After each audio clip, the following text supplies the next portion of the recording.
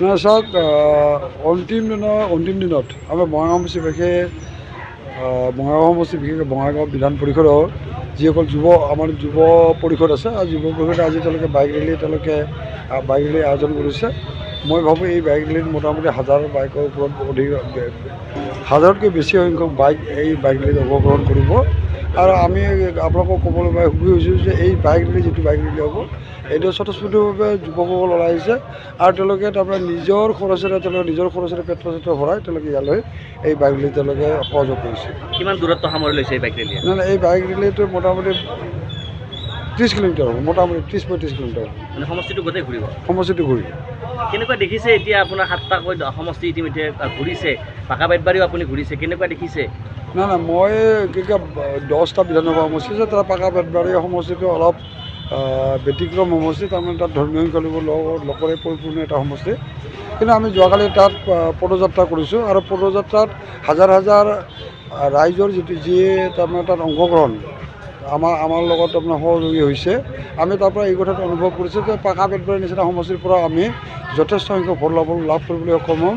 আৰু আমি আশ্বস্ত হৈছোঁ যে এইবাৰ এই লোকসভাৰ নিৰ্বাচনত ধৰ্মীয় সংখ্যালঘুৰ লোকৰ যথেষ্ট সংখ্যক ভোট পাম আৰু আমি অভিলেখ সৃষ্টি কৰিবলৈ আমি সক্ষম হ'ম। এই সমষ্টিত আজিৰ দিনটোত কি ক'ব মনোৰঞ্জন তালুকদাৰক? নাই, মনোৰঞ্জন তালুকদাৰ মই তেওঁক একো ক'বলগীয়া একো নাই, তেওঁক আশীৰ্বাদ জনাইছোঁ। আৰু তেওঁ নিজৰ গৃহ সমষ্টিত যাতে তেওঁ যোৱা বিধানসভাৰ নিৰ্বাচনত যিখিনি ভোট পাইছিল সেইখিনি ভোট তেওঁলোকে যাতে আদায় কৰিব পাৰে, সেইখিনি ভোট যাতে পাবলৈ সক্ষম হয়, তাৰ কাৰণে মই তেওঁক তাৰমানে আজিৰ দিনটোত মই শুভেচ্ছা জ্ঞাপন কৰিছোঁ। 5 বজাত অন্ত পৰিব প্ৰচাৰ অভিযান। আচলতে আজি ক'ত কি অনুষ্ঠান আছে আপোনাৰ? নাই, মই এতিয়া কি কয় মই পাকা বেতবাৰী যাম। এতিয়া পাকা বেতবাৰীত এটা সভা আছে, তাৰপিছত তাৰ পৰা আহি মই চিধা ইয়াত তাৰমানে বঙাইগাঁও সমষ্টিত আজি লাষ্ট মই তাৰমানে এটা ফিনিচিং দিম।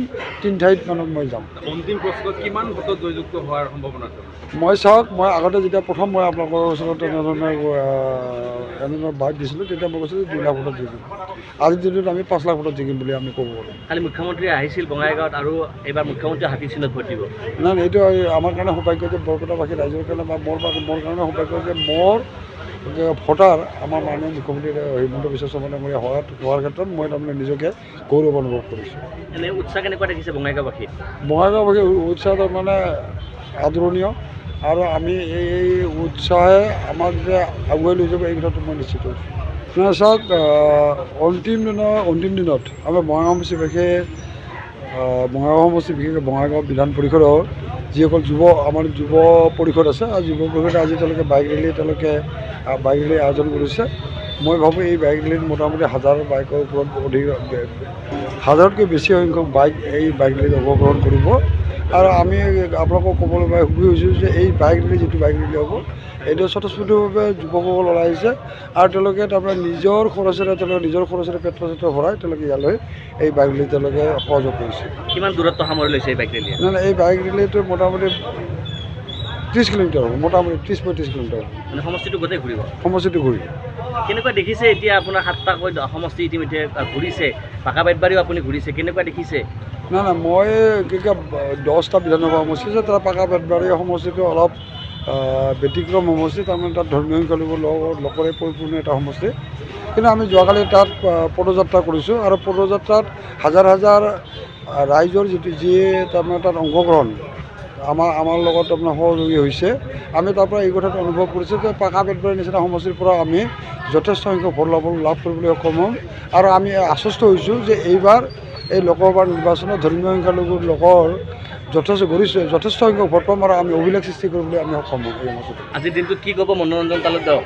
নাই, মনোৰঞ্জন তালুকদাৰ মই তেওঁক একো ক'বলগীয়া একো নাই, তেওঁক আশীৰ্বাদ জনাইছোঁ। আৰু তেওঁ নিজৰ গৃহ সমষ্টিত যাতে তেওঁ যোৱা বিধানসভাৰ নিৰ্বাচনত যিখিনি ভোট পাইছিল সেইখিনি ভোট তেওঁলোকে যাতে আদায় কৰিব পাৰে, সেইখিনি ভোট যাতে পাবলৈ সক্ষম হয়, তাৰ কাৰণে মই তেওঁক তাৰমানে আজিৰ দিনটোত মই শুভেচ্ছা জ্ঞাপন কৰিছোঁ। 5 বজাত অন্ত পৰিব প্ৰচাৰ অভিযান। আচলতে আজি ক'ত কি অনুষ্ঠান আছে আপোনাৰ? নাই, মই এতিয়া কি কয় মই পাকা বেতবাৰীত যাম। এতিয়া পাকা বেতবাৰীত এটা সভা আছে, তাৰপিছত তাৰ পৰা আহি মই চিধা ইয়াত তাৰমানে বঙাইগাঁও সমষ্টিত আজি লাষ্ট মই তাৰমানে এটা ফিনিচিং দিম।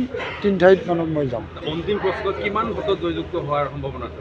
মই চাওক, মই আগতে যেতিয়া প্ৰথম মই আপোনালোকৰ ওচৰত এনেধৰণে বাইক দিছিলোঁ, তেতিয়া মই কৈছিলোঁ 2 লাখ ভোটত জিকিম। আজিৰ দিনটোত আমি 5 লাখ ভোটত জিকিম বুলি আমি ক'ব পাৰোঁ। কালি মুখ্যমন্ত্ৰী আহিছিল বঙাইগাঁৱত আৰু এইবাৰ মুখ্যমন্ত্ৰী হাতী চিহ্নত ভোট দিব। নাই, এইটো আমাৰ কাৰণে সৌভাগ্য যে বৰপেটাবাসী ৰাইজৰ কাৰণে বা মোৰ কাৰণে সৌভাগ্য যে মোৰ ভোটাৰ আমাৰ মাননীয় মুখ্যমন্ত্ৰী হিমন্ত বিশ্ব শৰ্মা ডাঙৰীয়া হোৱাৰ ক্ষেত্ৰত মই তাৰমানে নিজকে গৌৰৱ অনুভৱ কৰিছোঁ। এনে উৎসাহ কেনেকুৱা দেখিছে বঙাইগাঁওবাসীত? বঙাইগাঁওবাসী উৎসাহ তাৰমানে আদৰণীয় আৰু আমি এই উৎসাহে আমাক যে আগুৱাই লৈ যাব এই কথাটো মই নিশ্চিত হৈছোঁ।